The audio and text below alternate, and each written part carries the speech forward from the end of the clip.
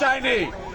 আমরা আলটিমেটাম দিয়েছিলাম কুড়িগ্রাম বাস মালিক সমিতিকে, যদি রংপুর মেল সার্ভিসটি বন্ধ করা না হয়, যদি চলমান থাকে, তাহলে আমরা রাজপথে নামবো না। যেহেতু তারা রংপুর মেল সার্ভিসটি বন্ধ করে দিয়েছে, সেজন্য আজকে আমরা ভ্রুঙ্গামারীবাসীকে সাথে নিয়ে রাজপথে নেমেছি। আমাদের বক্তব্য সুস্পষ্ট, কুড়িগ্রাম বাস মালিক সমিতির নেতৃত্বাধীন মালিকানাধীন যে বাসগুলো রয়েছে, গাড়িগুলো রয়েছে, সেই গাড়িগুলো চলাচল করতে পারবে না।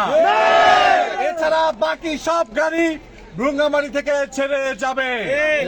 আমরা এখন ঘোষণা করব কোন গাড়িগুলো ভ্রুঙ্গামারী থেকে পৌঁছক, কোন গাড়িগুলো ভ্রুঙ্গামারী থেকে ছেড়ে যাবে না, সেই তালিকা এখন আমরা ঘোষণা করছি।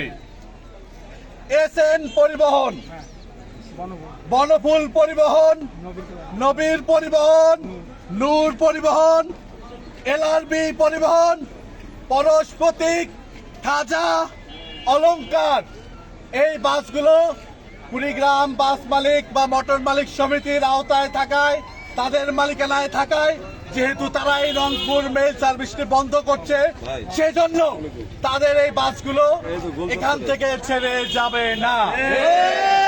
এছাড়াও আরো কয়েকটি বাস রয়েছে, হক, নূর, ফাহমিদা, পরশ, লামিম, থ্রি স্টার,